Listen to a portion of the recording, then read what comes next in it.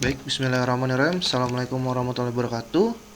Bertemu lagi dengan saya, Dodi Teguh Yuwono, pada sesi perkuliahan kita, yakni sistem keamanan komputer. Pada sesi ini kita akan membahas tentang DDoS ya, atau Distribute Denial of Service Attack. Adapun materi ini sebelumnya ada beberapa kelas yang sempat saya adakan kelas live conference menggunakan beberapa media live conference, tapi untuk pemaparan materi secara detail sangat sulit ya, atau tidak terpenuhi. Jadi video ini saya buat untuk melengkapi pengantar dari materi kita, yakni tentang Distribute Denial of Service Attack atau DDoS. Oke, singkat saja, sebelum kita masuk ke materi, seperti biasa ada ini yang akan saya sampaikan ke kalian semua. Oke, silahkan dipahami masing-masing ya.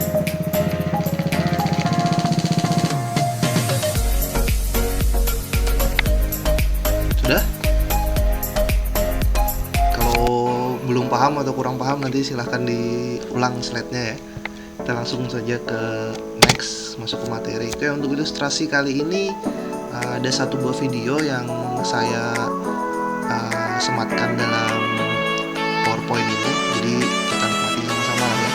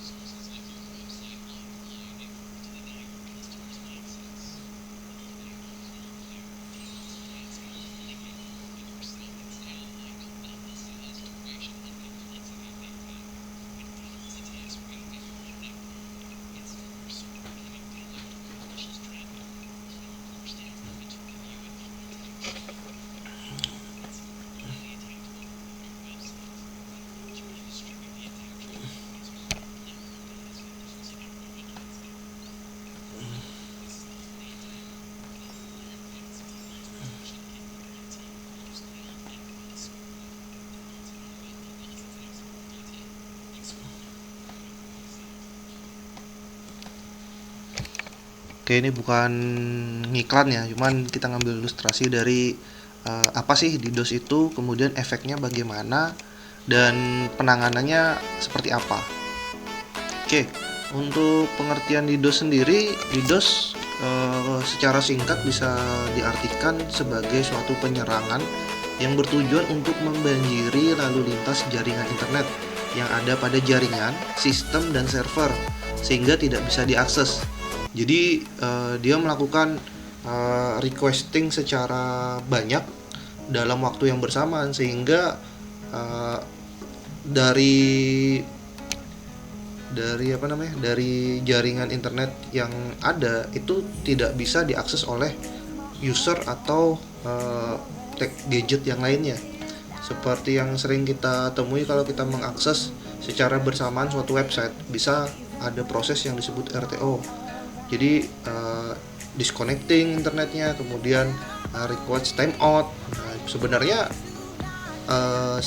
sistem yang mau kita akses atau server yang mau kita akses itu bisa saja, tapi masalahnya adalah di sini pembanjiran dari lalu lintas jaringan tadi menyebabkan itu tidak bisa diakses atau tidak bisa tersedia seperti yang diinginkan oleh si pengguna atau si pemilik dari jaringan ataupun sistem dan server yang ada.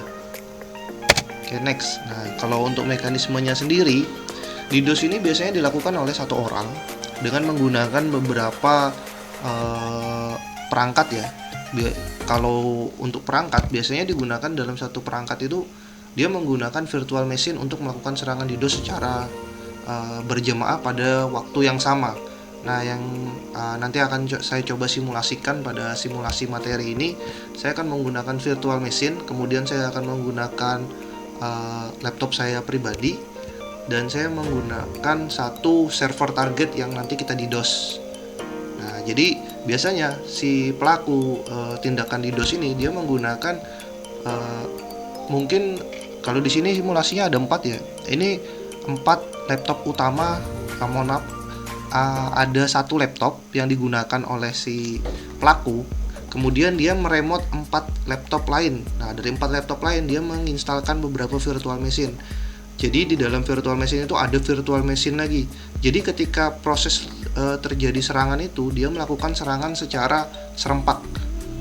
Jadi secara laptop yang secara fisik ada dan secara virtual juga dibuat, itu akan melakukan serangan secara bersamaan, sehingga server ini bingung memberikan memenuhi permintaan dari si mana nih user dengan laptop mana nih yang harus saya layani. Jadi ibaratnya sebuah toko ketika si pelanggannya ini banyak sekali dan permintaannya juga banyak, si penyedia toko ini atau si pelayan toko ini juga bingung untuk memberikan pelayanan. Karena apa? Karena jumlah permintaannya banyak dan permintaannya bermacam-macam dengan waktu yang bersamaan. Nah, jadi bisa dibayangkan sederhananya seperti yang saya sampaikan sebelumnya ketika ada yang pakai kelas online kemarin ya. Bayangkan kalau misalnya Anda menerima pesan WA, isinya hanya hai apa kabar, tapi dalam waktu 1 detik pesan yang masuk itu jumlahnya 1000 pesan dengan isi hai apa kabar. Kira-kira apa kabar smartphone Anda? Pertama pasti panas, kedua mungkin hang ya, atau error, bahkan mungkin bisa sampai mati, overhead. Nah, dan yang ada yang bilang kemarin itu ceket ya, takang. Nah, jadi itu salah satu efek yang bisa disebabkan oleh DDoS ini. Oke, selanjutnya jenis serangan. Oke, jenis serangan dari DDoS ini ada UDP flood. Nah, kemudian ada nih pengertiannya. UDP atau User Diagram Protocol adalah protokol yang bekerja tanpa session dengan cara membanjiri port suatu remote host secara acak. Dengan begitu, host server akan bekerja dengan melakukan pengecekan setiap port-port dan melakukan report balik dengan menggunakan paket ICMP. Nah, ini kalau saya bahas secara teori nanti agak sulit dipahami, nanti saya jabarkan di teknisnya saja ya. Kemudian serangan selanjutnya ini ICMP flood. Nah, jenis DDoS yang kedua adalah ICMP atau ping flood. Nah, biasanya DDoS ini bekerja dengan cara membanjiri request UCMP. Nah, kemudian sync flood. Nah, sync flood ini atau synchron flood. Jenis DDoS yang ketiga adalah synchron flood, di mana penyerang akan mengirimkan synchron request pada server dengan banyak dan cepat. Nah, ini nih, mungkin untuk sync flood ini bisa dikategorikan teman-teman kan biasanya menggunakan media sosial itu tidak tahu nih. Yang tahu kan ada WA masuk, kemudian WA terkirim. Jadi proses perjalanan antara Anda menerima suatu pesan dari WA itu adalah proses di mana smartphone Anda menyinkronkan data yang ada di server. Jadi ketika ada pesan masuk, misalnya Anda dapat WA nih dari salah satu rekan Anda. WA yang dikirim oleh rekan Anda itu akan masuk ke server. Nah, dari server itu nanti akan menyinkronkan dengan data nomor ponsel Anda yang terdaftar pada servernya WA, sehingga Anda bisa mendapatkan yang namanya pesan dari teman Anda tadi. Nah, jadi di situ ada proses namanya sinkronisasi. Nah, sinkronisasi ini berjalan sangat cepat, hitungannya second, detik. Nah, bisa dibayangkan kalau misalnya teman Anda tadi ngirim pesan itu dalam waktu 1 detik dia ngirim pesan 1000 pesan. Itu harus disinkronkan dalam waktu detik. Kira-kira panas nggak HP Anda? Atau kuota Anda terkuras drastis atau tidak sih? Yang bisa di kuota Anda pasti akan terkuras secara drastis karena harus menyinkronkan data yang besar dengan estimasi waktu yang sangat singkat. Nah, nanti detailnya nih sebenarnya belajarnya sih di komunikasi data dan jaringan nanti. Jadi data yang dikirim dalam bentuk digital itu semakin cepat semakin menguras kuota kah atau tidak? Kalau misalnya dia semakin lambat dengan kapasitas yang kecil, apakah kuota kita juga terkuras dengan banyak? Nah, itu nanti bisa Anda pelajari di komunikasi data dan jaringan. Oke, selanjutnya nih, yang paling sering nih, POD namanya, ping of death, atau bisa disingkat POD ya, adalah salah satu serangan DDoS dengan menggunakan utility ping secara berlebihan. Ini mungkin 5 atau 10 tahun yang lalu kita familiar sekali dengan namanya BlackBerry Messenger ya, BBM singkatannya. Itu kerap kali kalau kita mau ngetes atau ngecek lawan komunikasi kita ini online atau tidak, kita biasanya ping, bener ya? Ping kalau misalnya centang 2 berarti masuk nih online, cuman dibaca atau tidak pingnya. Nah, biasanya kan ngecek gitu ya. Sama ping of death ini biasanya dia hanya mengirimkan ping saja. Isinya tuh ping, mengecek apakah yang kita tuju ini online atau tidak. Nah, yang kejam banget, ping ini kalau misalnya dilakukan dalam waktu 1 detik itu 1 juta kali, apa yang terjadi? Smartphone-nya panas nggak? Atau misalnya perangkat kita tadi panas nggak? Kemudian daya resource ini yang memberikan pelayanan atau yang melayani dari ping ini seberapa besar sih? Nah, itu biasanya nanti terkuras oleh hal-hal yang sepele. Harusnya pesan yang penting itu diprioritaskan, tapi gara-gara ada ping yang diprioritaskan. Nah, ini jadi ping of death ini ya sederhana, cuman merugikan sekali. Nah, kalau kita bicara nih, jadi apa saja masalah yang ditimbulkan? Oke, masalah-masalah yang ditimbulkan nih. Server tidak bisa melayani lalu lintas yang padat dan berakibat website tidak bisa diakses kalau kita bicara pada sistem yang sudah berbasis web base. Nah, jadi kalau kita nanti teman-teman belajar pemrograman web, itu nanti ada namanya hosting ya. Nah, kalau Anda sudah menghosting website Anda atau codingan Anda tadi Anda letakkan di suatu hosting dengan domain tertentu, ketika dia menerima DDoS, biasanya bisa diakses dengan mudah, tapi gara-gara kena DDoS itu nanti efeknya website Anda tidak tersedia. Biasanya internetnya RTO, kemudian website Anda internet no access atau 404 kalau nggak salah nih, error 404. Kemudian nih menyebabkan website tidak bisa diakses karena resource hostnya rusak. Nah, resource host rusak ini ketersediaan dari website itu rusak gara-gara apa? Gara-gara dapat traffic yang tinggi tadi. Kemudian nih bandwidth server Anda akan habis dan berakibat server down dan website tidak bisa diakses. Nah, kalau server sampai down, itu resikonya fatal. Data yang ada bisa hilang. Karena apa? Karena rusak dari servernya nih. Dia serangan di hardware-nya nih, panas. Karena apa? Karena yang kita gunakan ini alat, bukan manusia ya. Alat. Kalau misalnya manusia yang kena serangan seperti ini mungkin demam, kemudian tidur, istirahat sebentar, sehat lagi. Tapi kalau alat, ketika dia sudah down, otomatis yang terjadi adalah harus ganti. Nah, kemudian backup ulang. Ya kalau ada backupnya, kalau tidak ada backupnya apa kabar? Sudah hilang kan ya. Selanjutnya adalah nih, server bisa mengalami hang atau bahasa kita takang lah ya. Ceket. Oke nih, grafik DDoS nih, menurut number of Bing web page search result for denial of attacks. Nih pada tahun 2020 nih 203.000 serangan. Ya. 203.000 serangan. Pernya nih. Per estimasi dalam setahun itu 203.000 serangan. Kenapa? Karena semakin gampang banget melakukan serangan DDoS-nya, makanya tinggi sekali traffic ini. Oke, selanjutnya yakni adalah solusi. Dari solusi yang bisa kita lakukan dari DDoS nih, yang pertama menggunakan firewall, kemudian menggunakan EDS atau IPS. IPS bukan ilmu pengetahuan sosial ya, tapi ini IDS dan IDS atau IPS ini salah satu tools yang digunakan pada jaringan biasanya. Kalau Anda nanti bekerja pada sysadmin, Anda akan mempelajari tentang IDS atau IPS ini. Selanjutnya nih, mematikan layanan UDP. Selanjutnya, menggunakan software keamanan. Jelas banget nih, cara yang paling simple, sederhana, namun mahal. Menggunakan software keamanan. Yang kelima adalah memblokir port.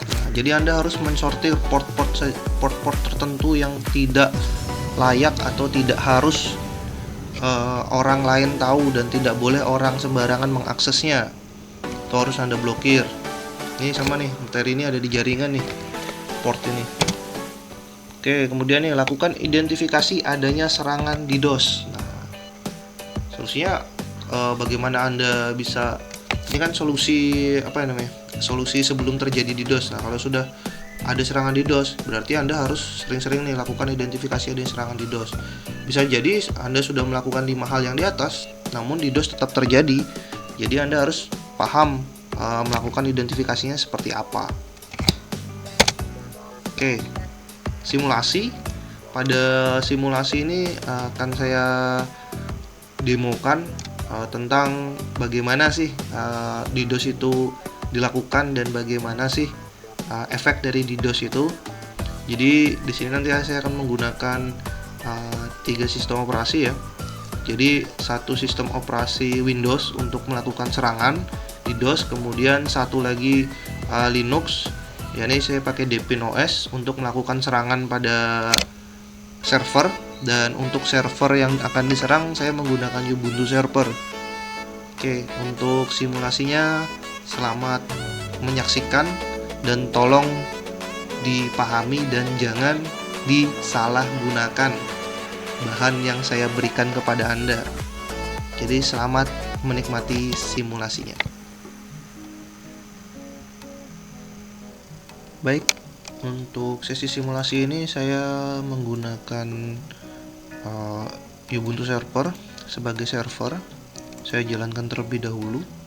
Soalnya kalau menjalankan berbarengan nanti tumpukan RAM saya jadi lebih berat. Saya jalankan servernya dulu. Setelah ini nanti saya jalankan Windows 7-nya.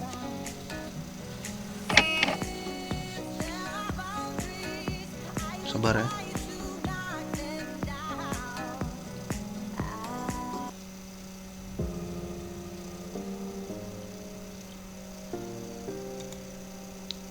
Oke, masih belum.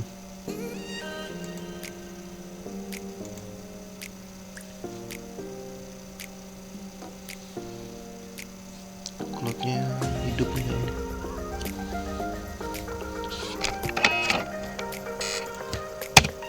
Oke, saya login dulu ya. Skaka. Oke. Dan saya jalankan Windows 7. Saya minimize saja ya.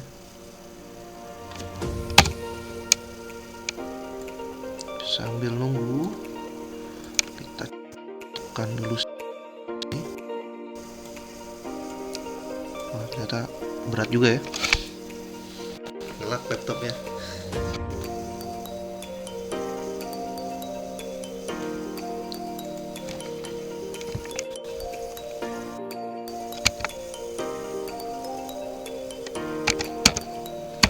Kita cek dulu fconfig.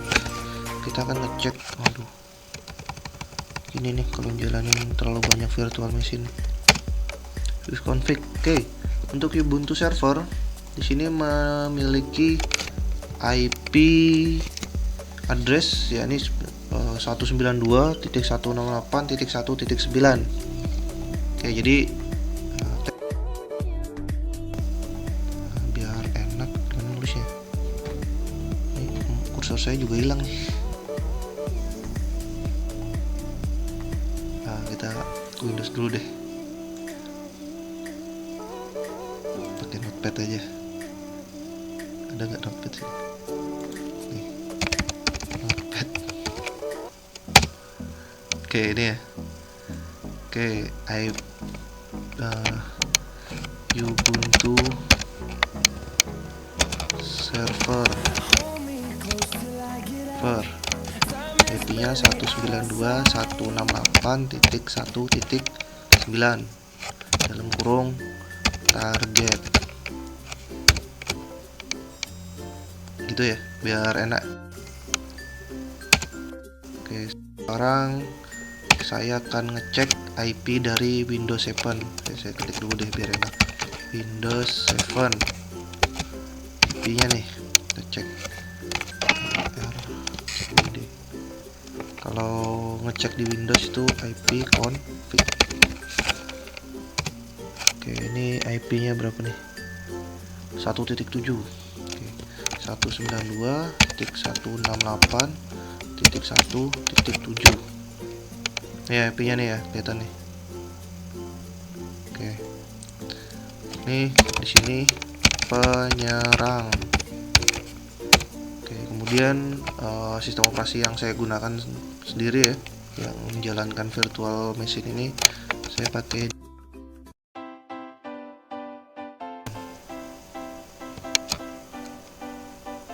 sabar ya, virtual machine nih.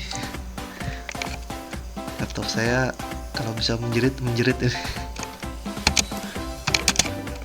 192.168, belum dicek nih, nggak tahu berapa nih, cek dulu.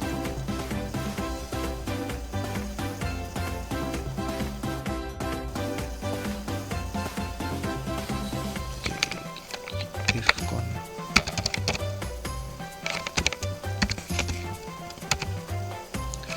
Punya saya 1.5.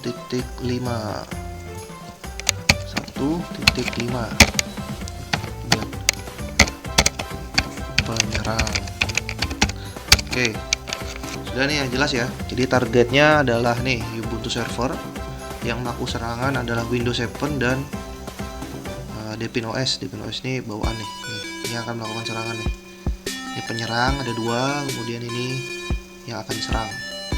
Oke, biar tahu apa saja yang terjadi pada si korban atau target ini, kita bisa ngecek trafficnya. Sabar ya, enak banget.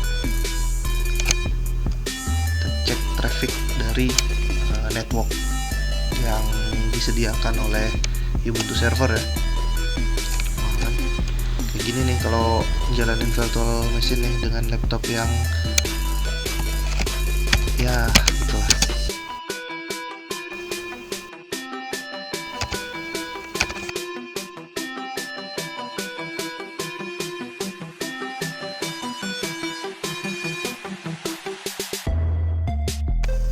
Enggak keluar. Oke, kita pakai EV traffic. Oke, ini dulu deh, pakai IP traffic monitor dulu. Nanti baru pakai yang general, kita AL saja. Oke, di sini kalau kita lihat nih di atas tuh, yang paket capture rate-nya itu ada 1 ya. Dia ngambil 2.168.1.7, berarti dia ngambil dari yang punya Windows. Windows 1.7. Dia belum detect nih yang dari. Saya akan mendemokan bagaimana sih serangan ini terjadi. Pertama, saya akan pakai Windows 7 dulu biar enak.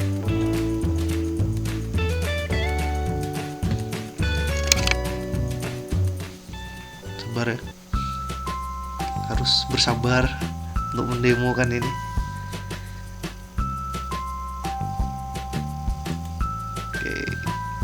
OS-nya sudah, OS-nya, toolsnya sudah saya buat plus aja. No.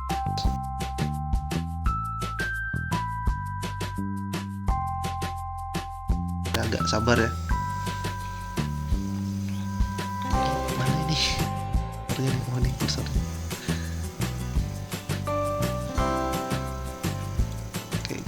hentikan, run. Oke, targetnya tadi berapa? Nih targetnya. Targetnya adalah geser. Nih, langsung ke detect nih. Kalian jalankan ya. 192.168.1.9. Saya enter. Nih langsung jadi 12 nih, 14, 6, 18. Jalan nih 20. Yang ya butuh server di sebelah kanan. Anda fokus di angka bawah ya. Yang merah itu 20 itu. Oke. Sekarang ini benar-benar saya akan lakukan serangan 192.168. Tadi masih proses scanning ya. Ngecek ping saja tersedia atau tidak IP itu 1.9. Kemudian paket size-nya. Paket size kilobyte-nya atau byte yang diminta. Di sini saya min 1 saja lah. Gak usah berat-berat. Oke, jalan nih. Jalan 28, 30, 32, 34 dan dia terus naik dengan bertambah cepat naiknya. 50, 52, 56. Nih naik terus, dia bertambah terus. Dan di situ yang terlihat adalah IP-nya 192.168.1.7. Di posisi di situ permintaannya ada pada nih ICMP echo request dari IP 192.168.1.7. Jadi dia meminta request kepada server. Servernya kan tadi dengan IP 192.168.1.9. Jadi minta terus. Estimasi time-nya itu per 3 detik. Oke, ini saya hentikan ya.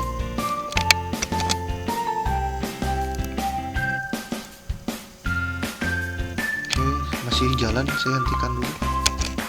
Yes. Oke. Sudah nih pakai Windows nih. Sekarang saya nyerangnya pakai Linux. Linux ini lebih jahat biasanya, lebih jahat. Oke, cebar ya. Aduh. Hilang.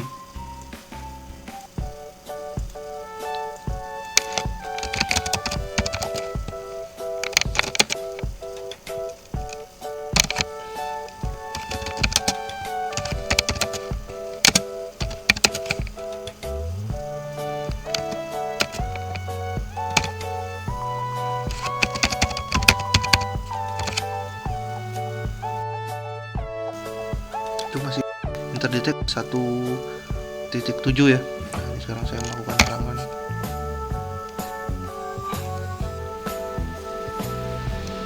Please, oke, 192.168.1.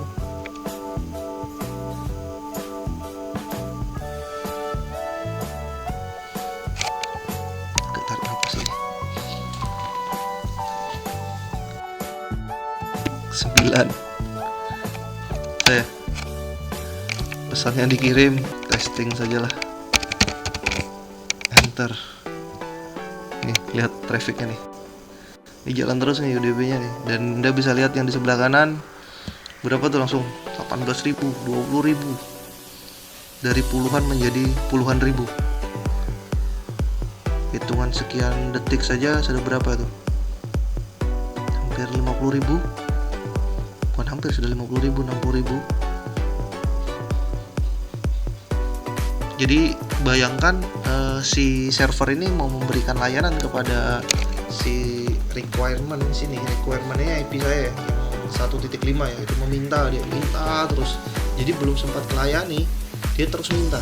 Sudah 100.000 nih. Bisa hentikan aja nih daripada error nanti. Kasihan laptop saya juga ya error. Nih ya, 9. Nah, kalau dari sini, jadi kalau misalnya dari sini bisa dilihat, kalau kayak gini kan masih agak sulit nih ngeliatnya nih. Saya tampilkan dari sisi grafik yang lain ya. Bisa nggak nih? X dulu. Oke, kita pakai general interface saja biar enak nih. Nah nih, kalau misalnya nanti fokusnya di totalnya ya. Pakai ini aja lagi deh biar cepet. Pakai Linux lagi.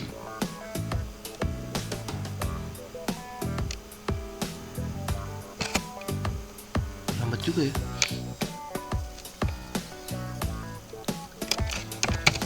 Oke, 192.168.1.9.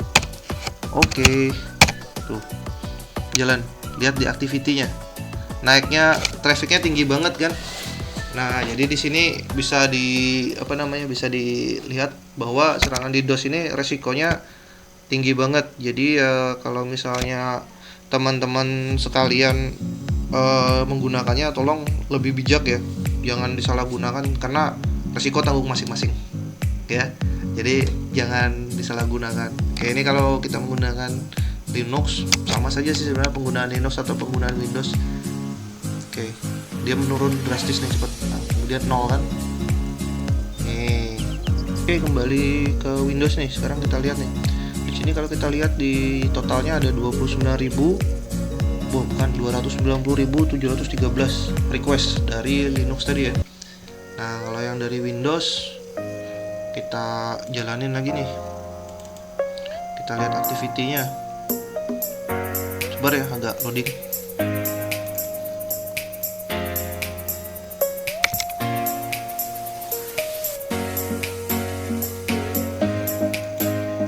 Oke, sama 192.168.1.9. Oke, pingnya dapat sudah, trafficnya naik nih, mutlak di 0,7. Ya, trafficnya naik ya pada server tadi. Kita setting 168.1.9. Oke, di sini saya minta paket size-nya besar, saya 1000 gitu. Apa yang terjadi?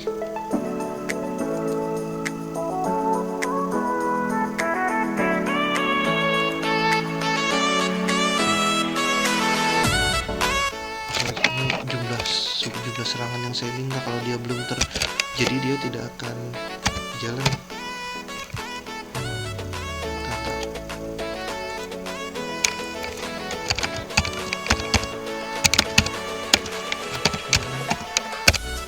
Oke, dapat. Kemudian saya 192.168.1.9.